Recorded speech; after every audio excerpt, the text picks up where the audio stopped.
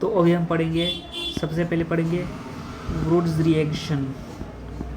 कौन सी reaction? Wurtz reaction. इसमें क्या होता है कि एक अल्केन होता है, ठीक है। अल्केन को हम आर से रिप्रेजेंट करते हैं। उसके साथ जुड़ा होता है एक कोई भी हेलोजन है, हेलोजन को रिप्रेजेंट करते हैं एक्स से। वो रिएक्ट करता है दो सोडियम के साथ और ड्राई ईथर के साथ, तो बनता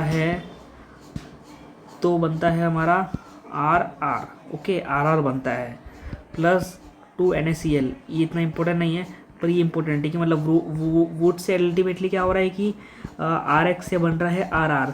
भी एग्जांपल देखते हैं। एग्जांपल क्या होता है, आर हमने क्या बोला कोई कि अल्केन, तो अल्केन हम ले लेते हैं, मान लेते हैं CH3 CH2 ले लिया, और हेलोजन मान लेते हैं हमने कुछ ले लिया Cl ले लिया, तो आर आर बनेगा। तो बस इतना ही है बस। और क्या क्या डालना है? मेन रिएजेंट क्या है? मेन रिएजेंट है 2Na प्लस ड्राई ईथर, ठीक है। इसमें मुझे इम्पोर्टेंट पॉइंट देखते हैं अभी। तो फर्स्ट पॉइंट है कि इसमें CH4 नहीं बनेगा। वुड्स क्वेश्चन आएगा कि वुड्स रिएक्शन में कौन सा अल्केन नहीं बनता? CH4 नहीं बनता, ठीक है। खुद सोचो कैसे बनेगा। वुड्स रिएक्शन के लिए हमें पहले ही कोई अल्केन चाहिए। अब CH4 तो एक ही अल्केन है, तो बनेगा ही नहीं, ठीक है। सेकेंड पॉइंट क्या हो गया कि इसमें सिमेट्रिकल अल्केन मोस्टली बनते हैं, ठीक है। सिमेट्रिकल अल्केन मतलब क्या? जिसमें मतलब even number of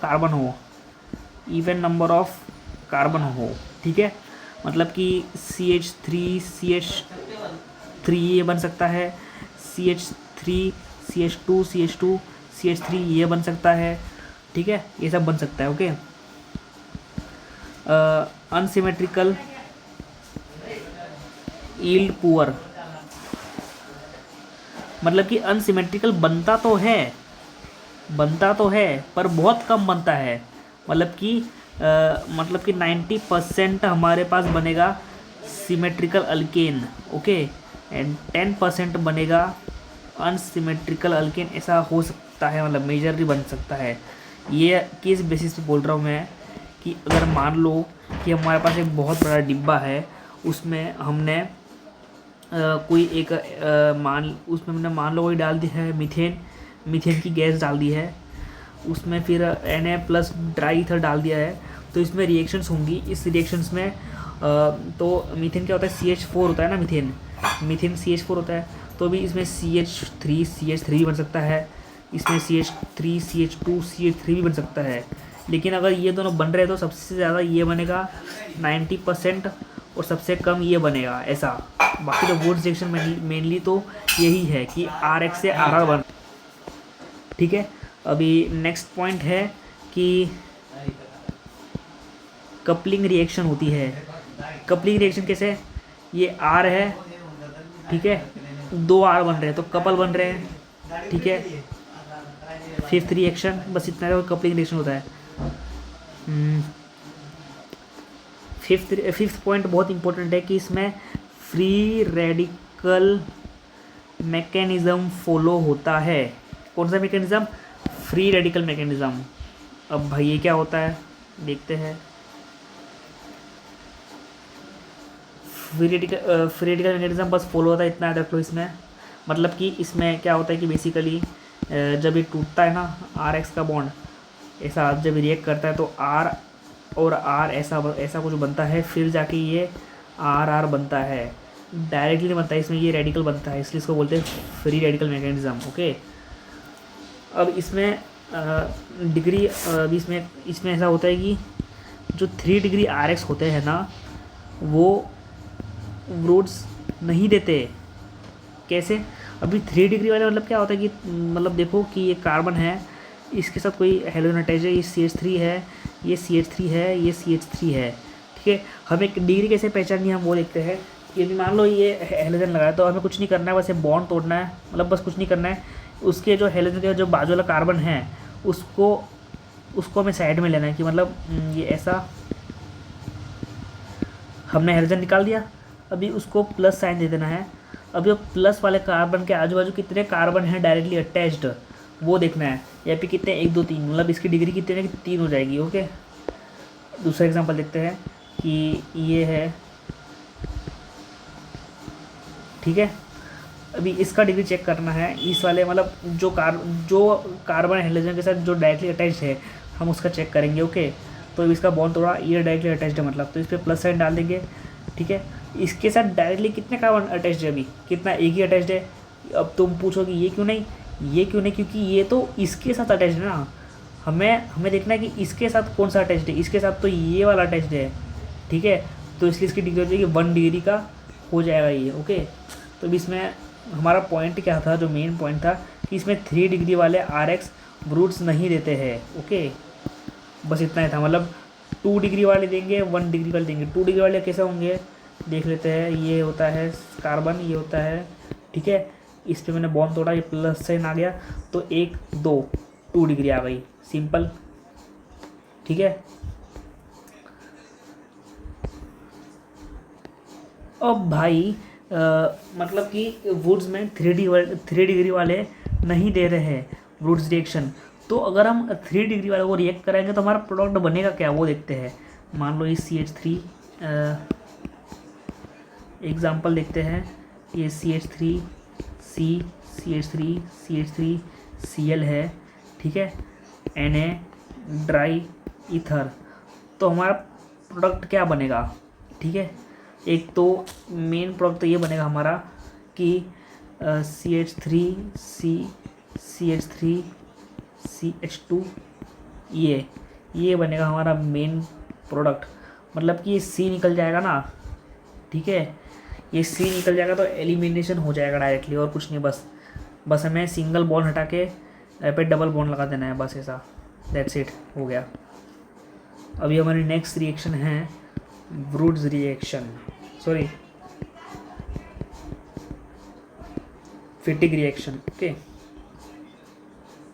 फिटिक reaction same Wurtz reaction जैसा ही है, बस इसमें क्या है कि इसमें जो RCl RX, जो मान लो RX RCl, इसमें ये उसमें वुड्स में ये R जो था ये था कोई भी अल्केन था, क्या था, अल्केन था, यानी कि CH4 CH3 था, ठीक है। बट फिटिक रिएक्शन में ये R जो है, ये R है कोई मतलब कि अराइल हलाइड, मतलब कि कोई अराइल रिंग है, कोई बेंजीन जैसी रिंग, मतलब कि R ऐसा हो सकता है या फिर ऐसा कुछ हो सकता है, ऐसा कुछ भी हो सकता है R। ओके, एग्जांपल देखते हैं, Na dry ether, same mechanism follow होगा, बॉन्ड टूटेगा, कपलिंग रिएक्शन फॉलो होगी, बस और कुछ नहीं। ये पैटर्न देख लो, बस एग्जांपल हम देखते हैं थोड़ा थोड़ा कि ये CH3 CH2 Br है, Na ड्राई ईथर क्या बनेगा, CH3 CH2 CH2 CH3, ठीक है।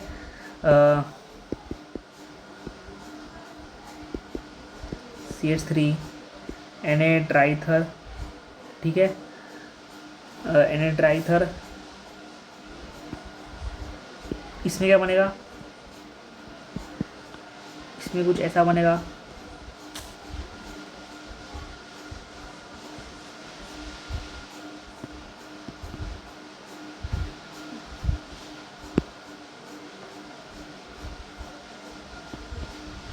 ऐसा कुछ बनेगा, यानी जो CH3 लिखा है ऐसा कुछ बनेगा। ओके, ये हो गया फिटिक रिएक्शन, ठीक है। अब एक आती है वुड्स फिटिक रिएक्शन, कौन सी,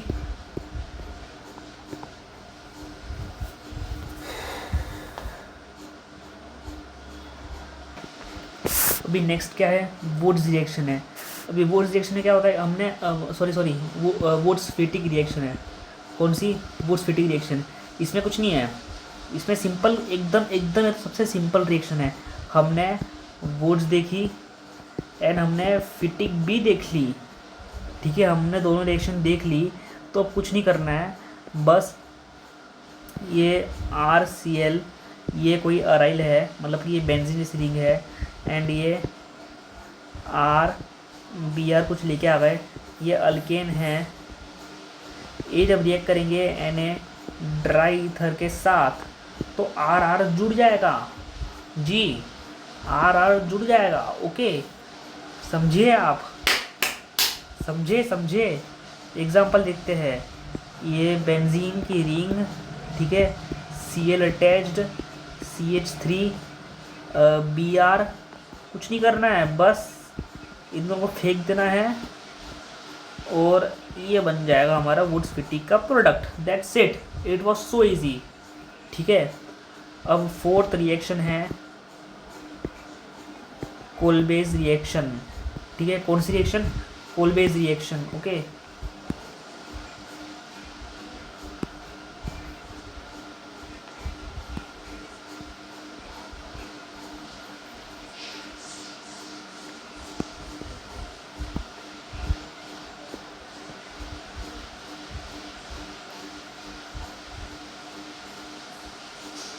कौन सी रिएक्शन? कोलबेज रिएक्शन। एक कोलबेज रिएक्शन में क्या होता है कि अभी कोलबेज रिएक्शन में हमको इसका रिएजेंट ध्यान देना है। रिएजेंट होता है RCOONA, ठीक है, ये होता है। ठीक है, एंड इसमें हम पानी डालते हैं H2O एंड इलेक्ट्रोलाइसिस देते हैं। इलेक्ट्रोलाइसिस मतलब इसको हम शॉक दे रहे हैं, झटका दे रहे हैं, इलेक्ट्रिसिटी दे रहे हैं, तो हमारा आर आर बन जाएगा। दैट्स इट, सिंपल है। मतलब इसमें कुछ नहीं करना है, वुड्स फिटिंग हो या फिर वुड्स हो फिटिंग हो, बस जो आर होगा उसको हमें डबल करता जाना है सब में बस। बाकी उसके साथ जो कुछ भी जुड़े हो हमें कुछ नहीं देखना है। ठीक है, लेकिन नीट में मतलब नीट में ऐसा रिएक्शन दे देगा, उसमें फिर बहुत सारी रिएक्शन होगी। तो तुम्हें पता रहना चाहिए कि कोलबेज में जो होता है, जो हमारा रिएजेंट होता है वो RCOONA प्लस, ठीक है, H2O होता है। H2O क्यों? हम इलेक्ट्रिसिटी दे रहे हैं। अभी इलेक्ट्रिसिटी मतलब रिएक्शन के लिए हमें पानी तो चाहिए ना, तो इसलिए पानी मेन है।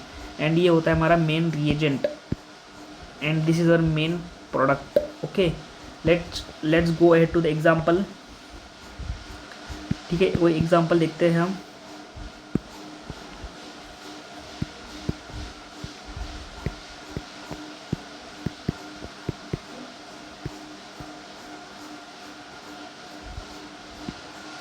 सॉरी, तो कुछ गलत हो गया। एग्जाम्पल देखते हैं हम अभी कि CH3 CH2, ठीक है, COONA plus Na, sorry plus water, electrolysis, कुछ नहीं करना है, बस इसको डबल, ये R था ना, इसको हटा देना है, CH2 CH2 CH3, बस that's it the product, same as the boards. Okay, ये इसमें भी फ्री रेडिकल मैकेनिज़्म फॉलो होता है। कौन सा मैकेनिज़्म फॉलो होता है? इसमें फ्री रेडिकल मैकेनिज़्म फॉलो हो रहा है। ओके, ये फ्री रेडिकल मैकेनिज़्म समझा ना मैंने कि ये मतलब आर आर ऐसा डॉट्स बनते हैं पहले, फिर दोनों जुड़ के बनते हैं आर आर। ओके, अभी एक चीज़ आती है जिसको हम बोलते हैं इंट्रा मॉलिक्यूलर कोल्बे। क्या स्पेलिंग लॉन्ग लिखी थोड़ी, इंट्रा मॉलिक्यूलर कोल्बे। अभी ये क्या होता है? मान लो एग्जांपल लेते हैं हम, ये अभी यहाँ पे देखो, अभी यहाँ पे हमारे पास दो COON हैं, तो कैसे करेंगे? अभी हम ये अभी क्या कर जनरेट करते हैं, बॉन्ड तोड़ते, ये बॉन्ड तोड़ा, ये बॉन्ड तोड़ा, ठीक है, इसमें रिएक्शन करवाएंगे इलेक्ट्रोलाइसिस प्लस वाटर डाल के। तब इस अगर हमें रिएक्शन करने देखिए, रिएक्शन हो नहीं पाएगी। क्यों? ये रिएक्शन तो मतलब इसमें देखो ऑलरेडी इसमें देखो ऑलरेडी ऊपर नीचे बॉन्ड बना हुआ है। Are you getting my point? इसमें ऑलरेडी बॉन्ड बना हुआ है। ठीक है, तो अगर कहीं भी हमारे पास दो CON वाले पोजीशन आते हैं तो उसको बोलते हैं इंट्रा मोलिकुलर कोल्बे। मतलब कि अंदर ही अंदर रिएक्शन हो जाएगी और यहाँ पे डबल बॉन्ड बन जाएगा। मतलब कि देखो CH2 ये बन जाएगा फाइनल प्रोडक्ट। मतलब बस कुछ नहीं करना है, बस डबल बॉन्ड ला देना है। ओके, नेक्स्ट एग्जांपल देखते हैं।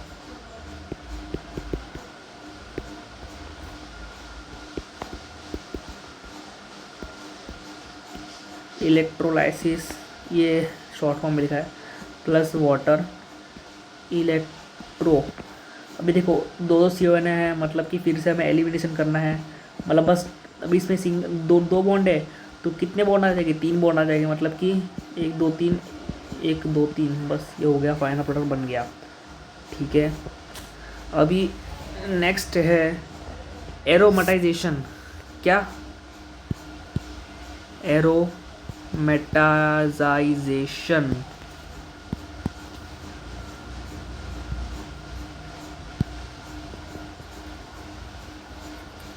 अभी ये क्या भला है, ये जानते हैं। इसमें क्या होता है कि कार्बन की बस लंबी चेन होती है, मान लीजिए ये कोई चेन है 6 कार्बन की, 3 4 5 6, इसमें हमने डाला, इसमें हम कुछ भी डाल सकते हैं, Cr2O3 या फिर V2O5 या फिर Mn या फिर MO2O3। अगर हमने ये चीज़ें डाली, इनमें से कुछ भी एक चीज़ डाली, तो हमारा ये बेंजीन बन जाएगा। Okay, that's it. ठीक है, अभी एक बहुत बहुत बहुत बहुत ज़्यादा एक फेमस रिएक्शन जिसको हम बोलते हैं रेड हॉट आयरन ट्यूब करके। क्या? Red hot iron tube. इसमें क्या होता है कि इसमें हम 3 मोल्स ऑफ CH लेते हैं। देखो C के बीच में कितने बॉन्ड है, 1 2 3 बॉन्ड है, और कैसे कितने, ऐसे हमने कितने ये लिए हैं अल्काइन, 3 लिए हैं। तो इस पे जब हम मतलब रेड हॉट आयरन ट्यूब जब पुट करते हैं, ठीक है, तो हमारा सिंपली बेंजीन बन जाता है। इसमें याद मत रहो कि ये रेड हॉट आयरन ट्यूब कैसे आया क्यों नहीं, बस इतना याद रहो कि ये अल्काइन है, इसके 3 मोल लिए, तो इस पर हमने रेड हॉट आयरन ट्यूब जब डाला तो हमारा बेंजीन बन गया। That's it. ठीक है, इसको बोलते हैं साइक्लिक पॉलीमराइजेशन।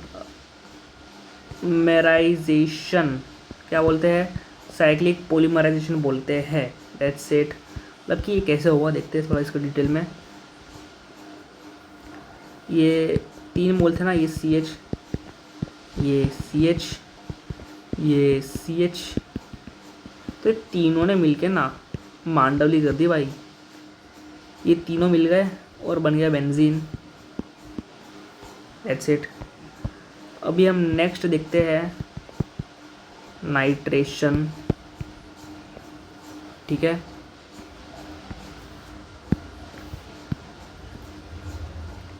अभी नाइट्रेशन में क्या होता है कि सिंपली एक बेंजीन की रिंग होती है, उस पर हम डालते हैं concentrated HNO3 plus concentrated H2SO4। ठीक है, तो सिंपली कुछ नहीं करना है, बस यहाँ पे NO2 ऐड कर देना है। That's it. कितनी सही रिएक्शन है। और इस रिएक्शन को हम बोलते हैं इलेक्ट्रोफिलिक एरोमेटिक सब्स्टिट्यूशन। ठीक है, इलेक्ट्रोफिलिक एरोमेटिक सब्स्टिट्यूशन बोलते हैं इस रिएक्शन को। अब इसमें इलेक्ट्रोफाइल कौन है? इसमें इलेक्ट्रोफाइल है NO2। ठीक है, ये क्या है? इलेक्ट्रोफाइल है। ये कहाँ से रहा है? इसका सोर्स क्या है भाई?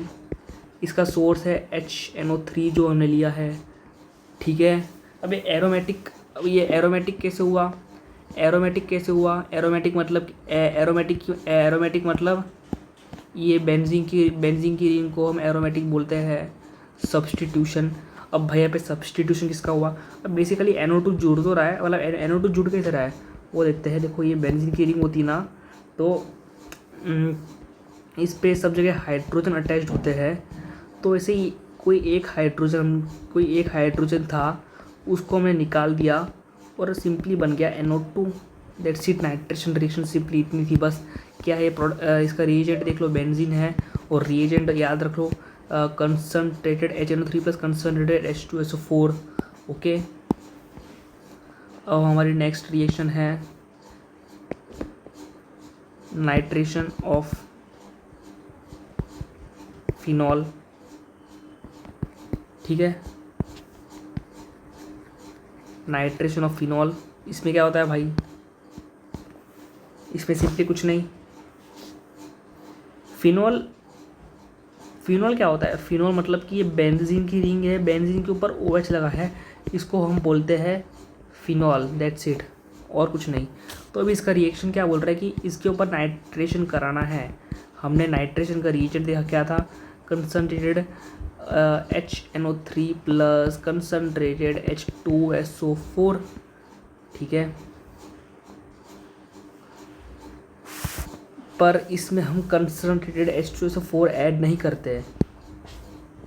ठीक है, इसमें हम सिर्फ कंसनट्रेटेड HNO3 ऐड करते हैं।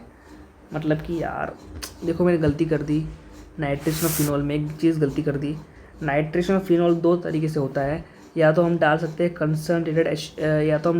कंसनट्रेटेड HNO3 और डाइल्यूट HNO3। क्या, डाइल्यूट या फिर कंसनट्रेटेड HNO3। अगर हमने कंसनट्रेटेड HNO3 डाला तो हमारे पास दो प्रोडक्ट बनेंगे। ठीक है, ऐसा कुछ बनेगा एक, और एक ऐसा कुछ बनेगा।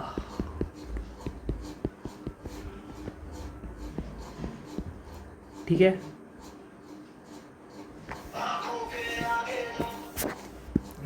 यार देखो, मैं ये नाइट्रेशन ऑफ फिनॉल फिर से समझा रहा हूँ, मैंने गलती कर दी थोड़ी सी, इसको मैं पूरा भूस रहा हूँ। जो अभी तक जो मैंने नाइट्रेशन ऑफ फिनॉल में पढ़ा है सब भूल जाओ।